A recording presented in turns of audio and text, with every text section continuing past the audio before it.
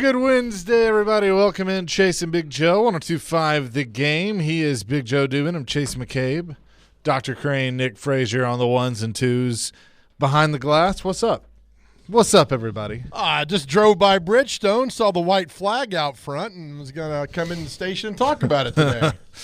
Yeah, I would say that people are mad. Who's mad? Social media. Yeah, really? The people that don't give two you-know-whats 360 days a year about this team, and now all of a sudden they want to start tweeting about it. No. Go to the Nashville Predators page on Facebook, and there's a lot of unhappy people that follow that team daily. I'm not talking about the media members in this town who don't give a rat's about him, but yeah, I'm telling you, a lot of people are upset. I mean, that is my favorite part, and we're going to get into all this. That is my favorite part of this time of year that, you know, there are so-called, like, they think they know everything, don't give a rat's ass about the Predators. Language.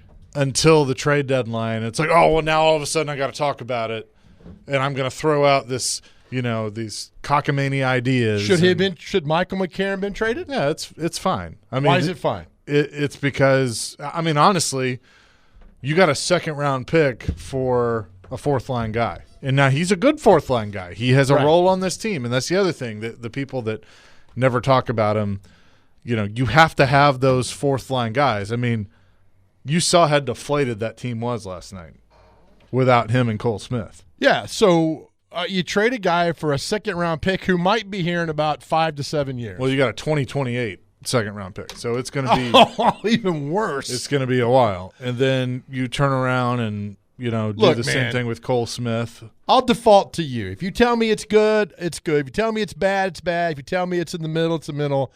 You know a lot more about this than I do. So, what's the reaction?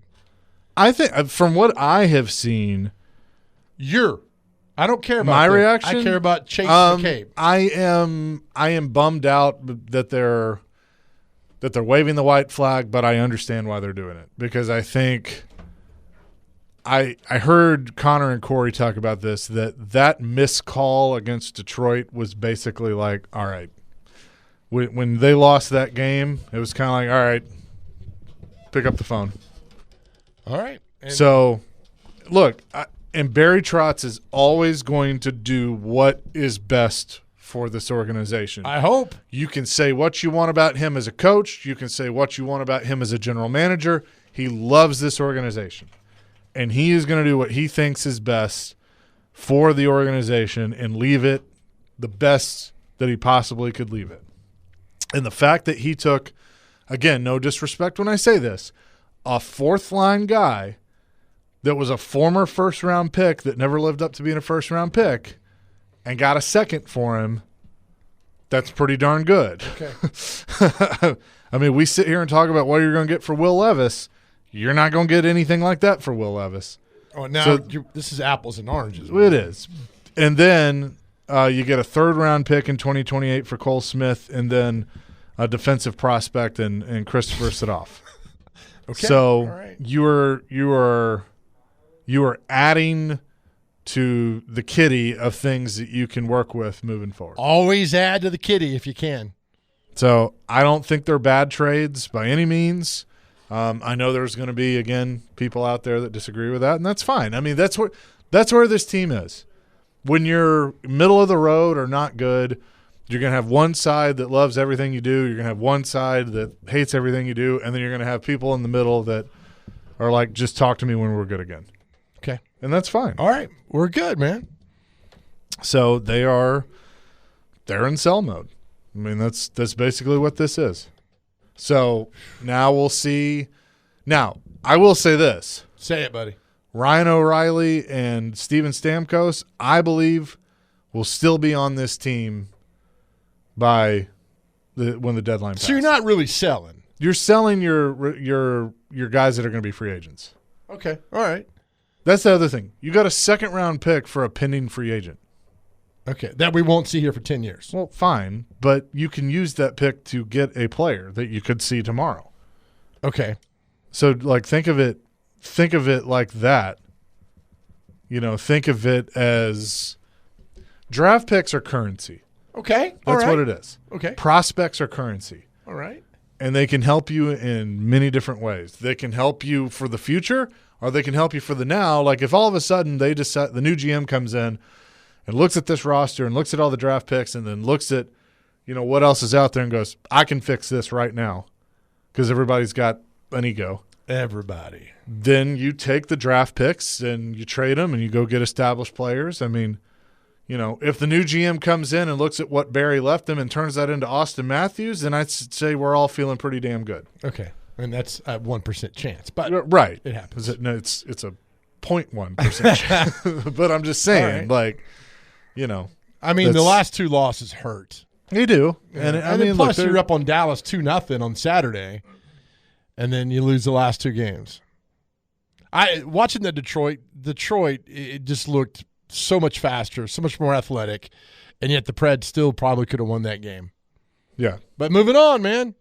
So this is where – and look, I do not consider myself an expert by any means. Oh. But I've covered this team for a long time. I talk to a lot of hockey people. And so I'm going to try and take that knowledge and give you my opinions based on that. Okay.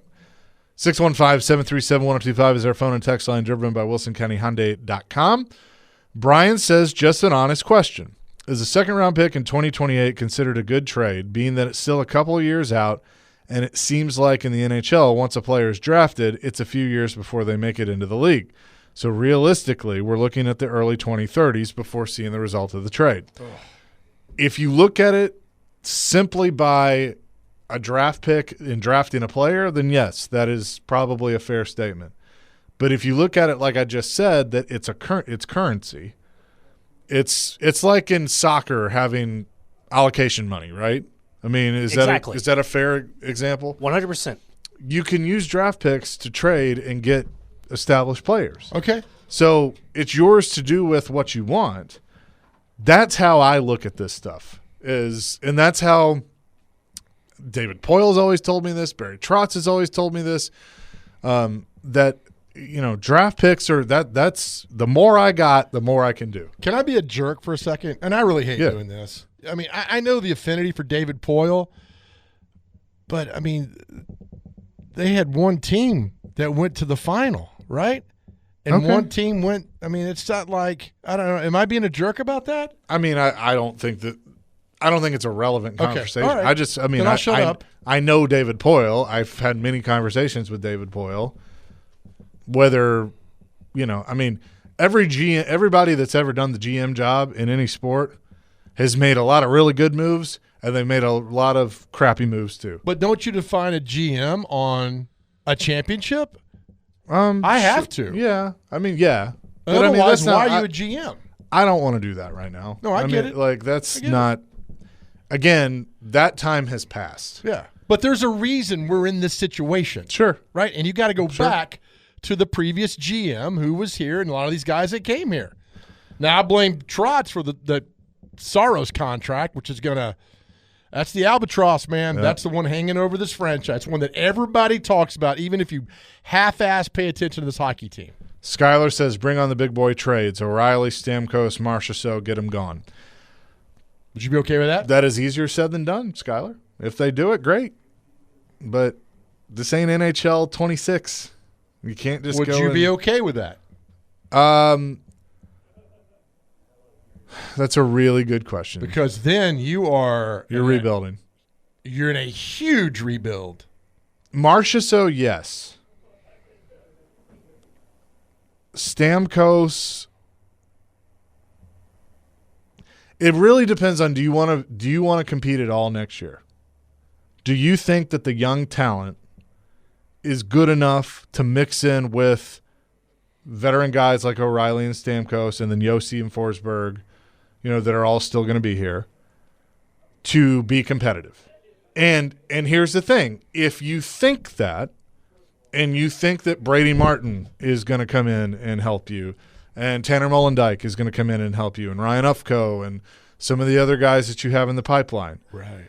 If you think they're going to come in and be competitive and help you, that means that you as the fan base have to be okay with, Well, you might make it and you might not, which is where you've been. But you're putting a lot of eggs in your young core with a mix of veterans, which people are going to argue, well, that's what they've been doing the last couple of years. Yep. So that's kind of where you're at. If you trade those guys, like I'm talking if Barry gets a call for Ryan O'Reilly, it better be for multiple ones and a damn good prospect. And I think that's what it's going to take for him to take that. Because then he's going to go to Ryan O'Reilly and he's going to say, look, I know you want to be here. This is what I'm getting offered. I really feel like I got to take this. You know, Stamkos has trade protection, so Stamkos can control a little bit more of his future. O'Reilly doesn't have any of that. It's just doing the right thing. Just a nice guy. By the way, the worst word in sports used to be potential. Oh, yeah. It is now rebuilding. It is. No fan base wants to hear the phrase. And no team wants to use that. Nope. Oh, reloading. No, you're rebuilding. I mean, because here, like, again, and I see why. Like, teams don't want to say this because look at the Detroit Red Wings. You know when the last time they were in the playoffs was? 2016. Right. They said at the game the other day. That's the only reason I knew. Well, thanks for paying attention. Chicago Blackhawks. You know when the last time they were in the playoffs was? 2017. Right. So, Buffalo Sabres. Like 2009 or something? The Nixon administration. Like it feels like it's been that long. Right. So that's – but again, there have been examples that you can go and you can sell off and rebuild and it works. Right. You know, it took Edmonton a long time. They've gone to back-to-back Stanley Cup finals, and they haven't won them, but they got there. So you also have to decide what, besides the obvious, which is the championship, what's success? What does success look like? So there's a lot of my thing is I think Bill Haslam's a smart owner. I think he's a smart businessman. We'll leave politics aside, but I think he was a good governor when he was in that office. So I trust that he knows what he's doing from a leadership and business standpoint. And I think he is smart enough to know what he doesn't know. And so he's going to bring in the good hockey people that are going to help him run the hockey team. And I think Sean Henry's a smart guy from both a business and hockey standpoint. I think Barry Trotz is a smart guy. And so go find the next GM. And then, like we have said with the Titans multiple times, say, I've hired you to do this job, go do it. And I'm going to stay out of your way. Okay. If I come down to your office, it's either to say good job or to fire you. That's what it's going to be. That's a fun trip. But I mean, that you're right. No, you're right, man. And so I say that to say I'm going to trust the new GM, depending on who it is, to come in here and do what they think is best for this roster. If that's blow it up and rebuild from scratch, then okay, we're going to see some bad hockey for a few years. If they think they got enough draft capital and young prospects to work with that they can reset this thing sooner rather than later, then okay. But ultimately, it's going to be whatever the result is. You're right, man. So 615-737-1025 is our phone and text line, driven by WilsonCountyHonda.com. We will get to that here in just a second. What's our question of the day? Well, I think the question of the day is, do you feel like the Predators have now are waving the white flag? I mean, that's the topic. That's what a lot of people are talking about today, and that's a simple thing is reaction. People care. People care about this hockey team. And so, like I said, people are highly upset on some of the Facebook pages of Preds fans that have followed this team for years, and some, like you read right there, like, trade them all. So do you think the Preds should wave the white flag right now? That's the question. That's the most pertinent question right now. And our question of the day is presented by Aries Tactical, your safety, your skill. Your Aries Tactical, first-time shooter, shoot for free. Just tell them that I, Chase McCabe, sent you. Check them out at ariestactical.com. We'll continue with this coming up next. Terry McCormick at the bottom of the hour. Max Hers will be in here at 1 o'clock to talk about a lot of this stuff with us. We will do that all today on the Chase and Big Joe Show, 102.5 The Game. As you mentioned, a lot else going on. What do you make of the McCarron situation, how you handled that, and just what he meant to this hockey club? Yeah, I mean, we're going to miss two great people, two big parts of our culture and what they bring every day. You know, they're wonderful people. They're kind of like family, being around them for 3 years. So sad to see them go. At the same time, hoping for the best. They're going to go to places that have a good opportunity to, you know, have a long run, further their career. But we're going to miss them. It's a sad day here today. That was Andy Brunette after the 3-2 loss in Columbus last night. Chasing Big Joe, 102.5 The Game on this Wednesday. What? It's a great song. Oh, yeah. Great song. As the Predators have traded Mike McCarron and Cole Smith in separate deals. They did that last night. I will tell you. Tell me. When you're the one in charge of hosting pre and post, when that stuff comes out right as you're ready to do the lineups and you think those guys are in the lineup and then you're told they're not. Right. It's kind of an interesting time. But so you knew. Yeah. Yeah. So it was, you could have plausible deniability, buddy. It was something.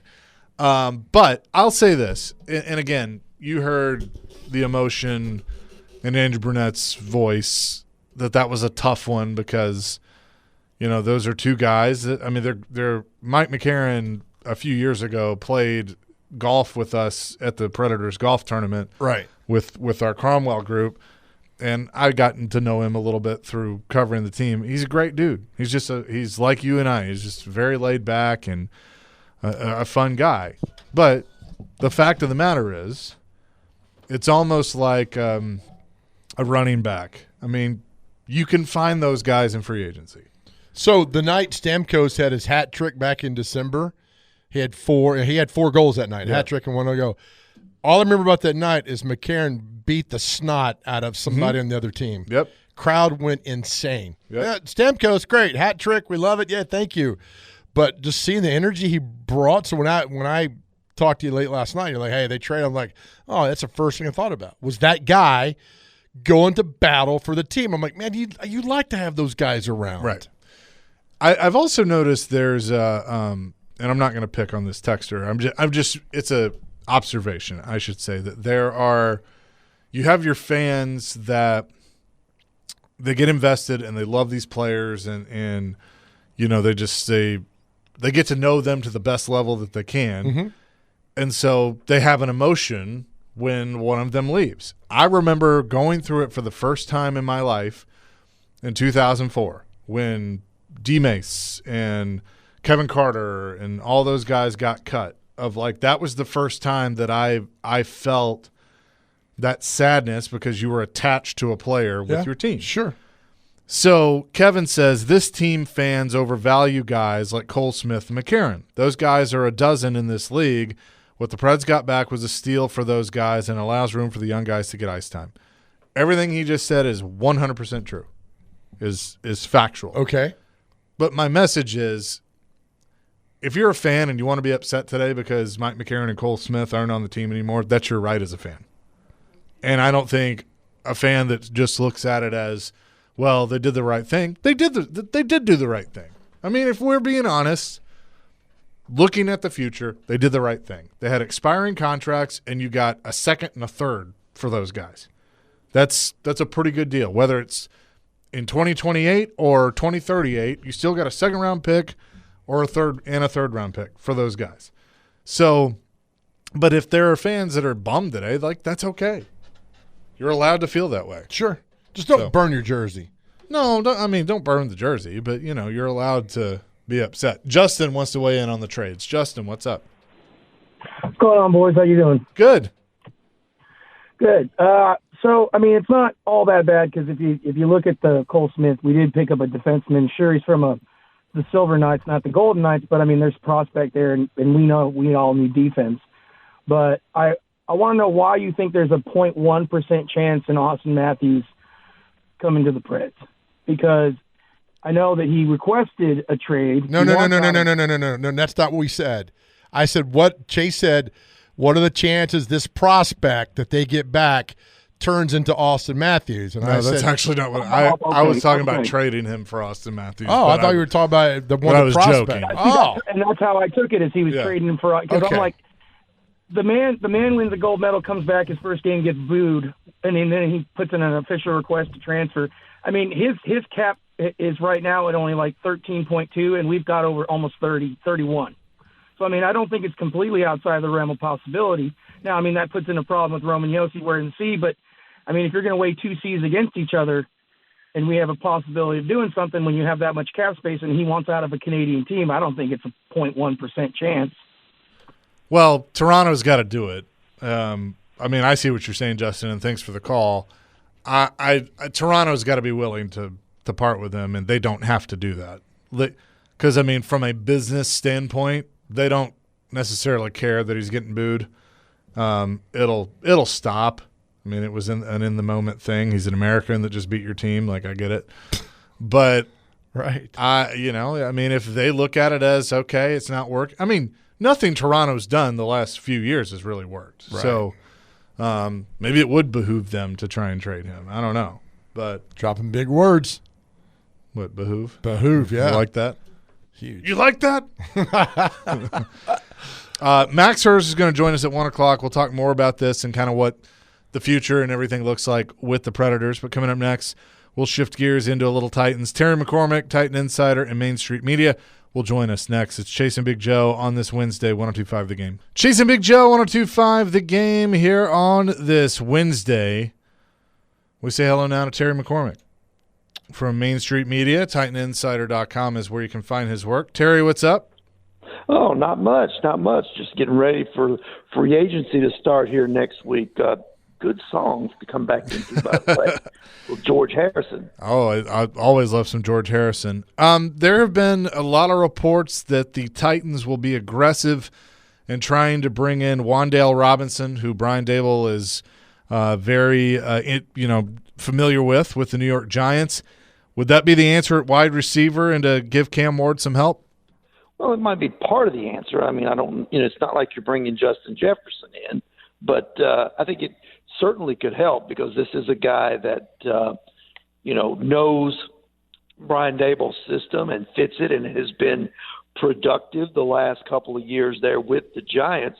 And he played at Kentucky, so a lot of fans around here should be familiar with him. In fact, he was Will Levis's main target for a year or two, wasn't he?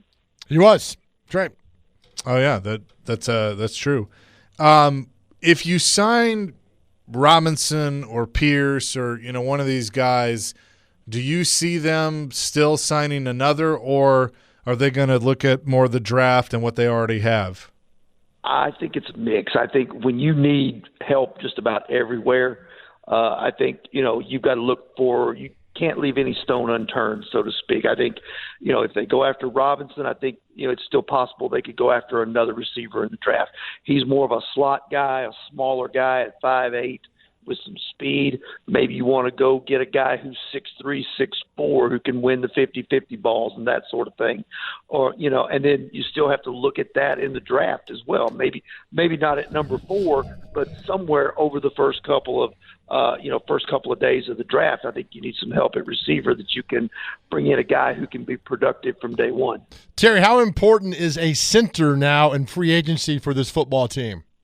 Oh, it's absolutely important. I think when you look at when this team has been down before and they've tried to rebuild things, one of the key ingredients was finding a good center who was also a leader. They did that with Kevin Mawai back in 2006. They did that with Ben Jones, I think it was in 2016. So here we are in 2026. They're going to try to do it again, probably with another veteran center that is out on the free agent market. The guy from Baltimore appears to be the leader in the clubhouse, but they're going to have a lot of competition for him. Oh, absolutely they are. And I think that is just – we see how vital, when you don't have that center, you see how vital it is because, people, they don't care about the offensive line until the offensive line is awful. Then they care about the offensive line. So, but there are some good center free agents out there I've seen. Yeah, it's not a bad group. There's some others. There's Connor – I want to call him Conor McGregor. It's Connor McGovern. Right. that was with Buffalo last year. So certainly that's a guy that is an option as well. You know, there'll be some guys out there that you can pull in that won't require as much as Lyndon. What is the guy's name? Lyndon something. I can't. It's Lyndon Johnson. Lyndon Johnson, former president. Lyndon Baum. Lyndon Baum. Yes. Yeah, Lyndon Baum. Yes, he's pretty good. I couldn't remember if it was Lyndon Baum or Lyndon Beck, and I didn't want to sound stupid. Well, we sound stupid for 3 hours every day, so it's all good. The other part of that, they got to have somebody opposite Skaronski at the other guard. I know the Chargers today are going to release Becton. It's going to save them $10 million. I mean, do you go all in and try to rebuild the line right now? Because if you're going to get I know there's some stuff with Zeitler still out there, try to figure that out. But, I mean, you got money, you got a franchise quarterback, you want to protect him, you're probably going to draft a running back. I think you shore up that offensive line if you can. Yeah, I think so. And maybe you'd look in free agency. Maybe you do sign two guys. Maybe you sign a center and a guard. The other part of that, though, is maybe Jackson Slater's ready. I mean, yes. They were pretty high on him, as a prospect, long term that needed some development. Way back in the day here, you guys remember when Mike Munchak coached the offensive line, they'd draft guys like David Stewart and Eugene Amano and Justin Hartwig, and they'd sit for a year or so, they'd learn, and then the next year they were competing and winning a starting spot, and they were your starter for 4 years. Yeah, but in that equation, you had the name Mike Munchak, and he's not around right now, and he worked wonders with those guys.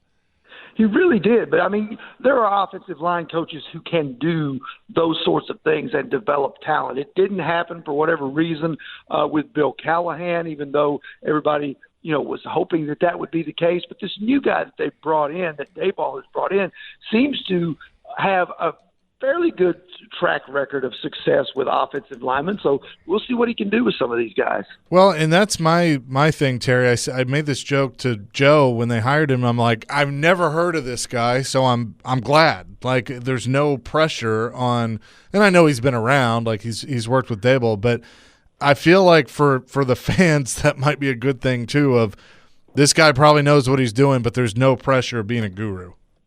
Right, exactly. I think that is, something. I think maybe we expected too much from Bill Callahan, that he was going to turn a sow's ear into a silk purse, and it just didn't happen because there wasn't a lot to work with there. Let's be honest here.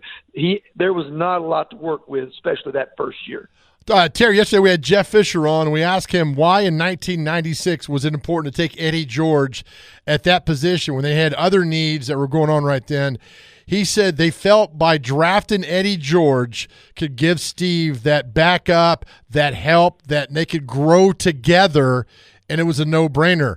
Fast forward 30 years, Jeremiyah Love and Cam Ward. I fall in love with Love. I mean, a lot of us have. I mean, when Jeff's talking about that, Terry, yesterday, it made perfect sense. Does it make sense in 2026 for Jeremiyah Love to be in Nashville? It does. I'm starting to come around on it. At first I thought, well, wait a minute. In drafting a running back, which is kind of a luxury pick, given how many needs that they have, I thought it was like using the grocery money to buy a 70-inch TV.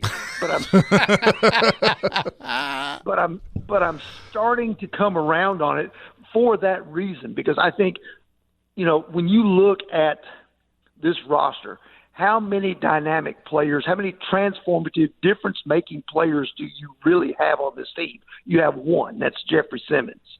You have a couple of others like Cam Ward and Chim Dike that you hope can get to that level. You've got a few guys that you hope can get there.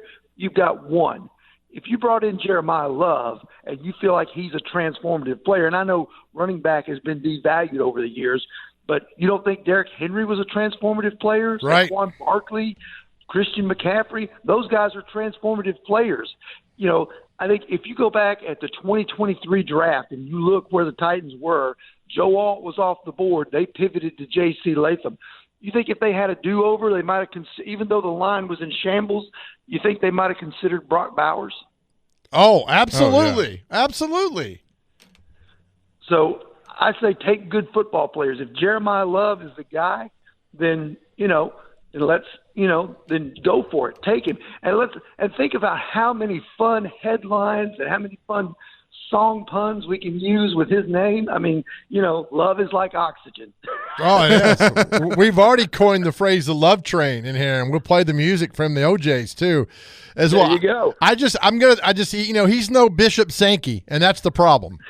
There are not many songs that you can write about Bishop Sankey, Joe. Good. I will never forget when they asked Wisenhunt about that, and he's like, "Well, we went to the senior day, it's whatever down in Mobile, and he was really good at picking up pass protection." And I was like, "What?" And what does that even mean? And there he was, Bishop Sankey. Awful. Yeah, that was that was during a struggling time as well for this franchise. Most people have blotted that out of their memory. The drafts of 14, 15. Oh my gosh. Yeah. Who was worse? Who was worse? Sean Green, Bishop Sankey, Deion Lewis? I mean, am I leaving out some just awful running backs that came through here? Chris Henry. Oh my gosh. That would be my vote. They spent a second-round pick on him. I think he might have run for 200 yards in his career. I mean, he was built. I mean, he had the body, but he just didn't have the football IQ to do anything. Terrible. Yeah, and that's kind of where this team is right now. They drafted too many guys that don't fit or guys that didn't work out, and that's why you see what you see here. You see guys that you wonder, okay, well, where does this guy fit? Why did you draft this guy, instead of that guy? And that's what you got to hope, that Borgonzi and his crew get this thing right this year, because that's really you can mask it in free agency and supplement it in free agency, but you got to hit on draft picks. That's how you get back to being a contender. He is Terry McCormick, Titan Insider and Main Street Media. Terry, appreciate the time as always. All right. Thanks, guys, for having me. Yeah, absolutely. Terry McCormick joining us here on the program. I just want to let you know, and I know you're going to be really excited about this, but I did one of those off-season simulations for the Titans that include free agency and cuts and draft and all that stuff. Okay. 2:00, I'm going to see what you think about it. As long as it's not a list, I'm good. It is not a list. It's something that I've done. I was inspired by Dr. Crane and Jake, and okay. So I wanted to do my own. There's a trade in the National Football League that just happened, and Patrick Mahomes reacted with a post that said, "Damn." All right. We'll talk about it coming up next. Chasing Big Joe, presented by the Omni Nashville Hotel on 102.5 The Game. Chasing Big Joe, 102.5 The Game, here on this Wednesday. All right, so what is the trade that is that you're talking about? So the LA Rams and Kansas City Chiefs have agreed to a trade that the Chiefs are sending all-pro cornerback Trent McDuffie to Los Angeles for a package of draft picks that includes the number 29 selection in the draft this year, according to Adam Schefter. McDuffie's entering his final season of his rookie deal, is expected to sign a long-term extension with the Rams. In April, the Chiefs exercised a fifth-year option on his contract, making his salary this year $13.6. Chiefs quarterback Patrick Mahomes was not happy with this. His reaction on social media, he simply wrote, "Damn," in a post to X. That's going on. Yeah, they get 4 picks back, but I mean, you're giving up a really, really good cornerback. So I would write "damn" too if I saw that. Yeah. Well, what is it with Kansas City and wanting to trade these corners? I mean, obviously they did the right move by trading Snead. That worked out. Sure as hell did for them, not for the Titans. The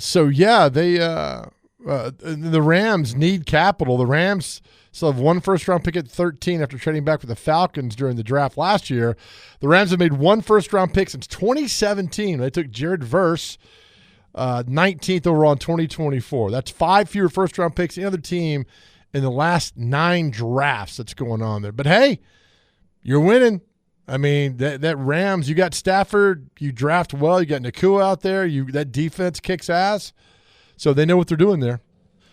They do. So we'll see. I mean, this is where it's just kind of fun because the craziness starts Monday with the legal tampering, and we'll know 5 minutes after that starts, like, so-and-so expects to sign with. Now, here's how good a draft. 2022, the Chiefs drafted George Karlatis, running back Isaiah Pacheco, safety Brian Cook, linebacker Leo Chenal, and cornerback Jalen Watson and McDuffie.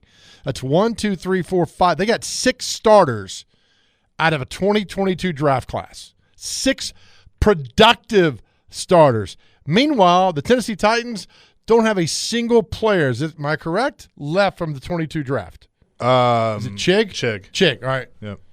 Which sounds like he's probably going to be gone. Right. Also for Kansas City, they have the 13th overall pick from Atlanta. So you got to remember that, too. Oh, yeah. So you're giving away your 29th, but you still have your 13th to play with.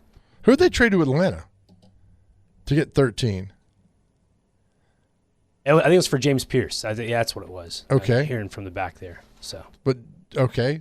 I don't know how they finagled that, but yeah, they traded up to get that. Okay. And it ended up, I think at the time, was a futures pick, and so Atlanta ended up being bad. They ended up lucking into having a top 15 pick there. Well, Chiefs won that because James Pierce might not play for a while. It's true. For a long while. And maybe the Chiefs value maybe the Chiefs value the cornerback room as like the wide receiver rooms and the running back rooms in the NFL where you can use them as rentals. So then you can, with the way, like you just mentioned there, Joe, they have 6 valuable starters there. They could do the same thing and go back to the draft and find some more. True. If he's going to sign a long-term deal, they probably will be on the hook for, $30, $35 million for a cornerback who they're going to start getting more and more money. They're not getting the receiver money, but they're catching up to what they're going to get. So, they're probably like, we don't want to be on the hook for a 4-year, $140 million. We're good. So ESPN has one of their free agent primers. TD's a part of this. It's not a list. Okay. It's just basically an article. But in this, it says, what are some of the best potential player team fits when it comes to free agents? Trey Hendrickson to the Colts. Ouch. Alec Pierce to the Titans. Love it. Malik Willis to the Dolphins. Like we thought. Yep. So that's kind of where they're at there. Are they really going to pay Malik Willis a minimum of $30 million? Probably. That After good for him. Tua. Good for him. That's fantastic. We talked about it. There's pitchers in baseball you never heard of who are making twice that or 40, 50 million. It's fine. But, man, that is a lot to give for a guy who really hasn't done a whole heck of a lot in the National Football League. I would agree. This is what TD says about so the Titans currently have the most cap space in the league. How can they use that to build around Cam Ward? TD says the main goal, the Titans should get more pass catchers for Ward, specifically a reliable slot receiver. I love the comp he's about to use here. New offensive coordinator Brian Dable has featured slot receivers in the past, such as Cole Beasley with the Bills and more recently Wan'Dale Robinson with the Giants. It would also benefit Ward if the Titans added to the offensive line at either guard or center after releasing Lloyd Cushenberry. And then Kevin Zeitler is a free agent. Bringing Zeitler back makes sense because it would offer continuity to next to third-year right tackle J.C. Latham and help keep Ward upright. It's a goal. That's the whole goal, yeah. Keep him upright. That's the thing. But we've talked about this. Can they spend that money wisely? I think so. I hope so. And for Titans fans, I hope they can spend that money wisely. If not, man, you're in another mess again. So they have under bold predictions, they're saying Mike Evans ends up staying in Tampa Bay, which I think happens too. I don't think that's that bold. I think he does that. The Jags will trade wide receiver Brian Thomas Jr. during free agency. Doesn't say where, but they just say that. Quarterback Malik Willis will actually sign with the Cardinals, according to Jason Reed, who is a senior writer. And the Cowboys will sign Trey Hendrickson. Oh, you'd love that, huh? I would love that. By the way, the Chicago Bears All-Pro center who retired yesterday. Yeah. He's 27. He's 5 years. He played 4 seasons in Atlanta, 1 in Chicago. Excellent center. Drew Dahlman. And he's retiring, 27. I will never I think we see more of this. Yep. My thing is I'll never argue against a guy that probably woke up one day, looked at his kids and said, I want to be able to see them grow up. Because we all know it's a tough sport. Yeah. Especially in the offensive line. So I'm never going to fault a guy. I mean, he probably made good money. And as long as he takes care of it, he'll be fine the rest of his life. Yeah, at 27. I mean, it's like when Patrick Willis retired from the 49ers. Yeah. I'm like, why, man? He was at the top. And another couple of years left to play, but he, great for him, made the Hall of Fame and runs like some computer software company in the coast. I mean, making so good. Just go be happy, man. But very rarely do you see somebody retire that soon, especially that good when they're in the prime right now. There's another guy that lives here that retired from football. He's a songwriter. You know who I'm talking about? Mike Reed. You ever heard of this guy? Name sense. Mike Reed is a celebrated American singer-songwriter, former NFL All-Pro defensive lineman for the Bengals from 70 to 74. He retired from football, moved to Nashville, and wrote Grammy-winning hits "Stranger in My House" and wrote "I Can't Make You Love Me" by Bonnie Raitt. He's a Hall of Fame member. He played at Penn State, one of the most accomplished musicians of all time, and he walked away at 27 as well. Wow. On top of the world. Again, I'm not going to fault anyone for doing that. If they feel like that it's going to be better for them and their family, that they go ahead and do that. Yeah, right. Go be happy, man. Coming up at 2:00, I will take you through my free agent predictions and the draft. My first simulation, first time doing this. We did the draft simulator last year, but I actually added free agent this year. It was kind of fun. Were you nervous doing it? I was nervous. We'll see what Big Joe has to say about it, and you as well. But coming up next, Max Herr is going to hang out with us for a couple of segments. The Predators have started making some trades. We'll talk to him about that and what all of it means. Coming up next, Chasing Big Joe, 102.5 The Game.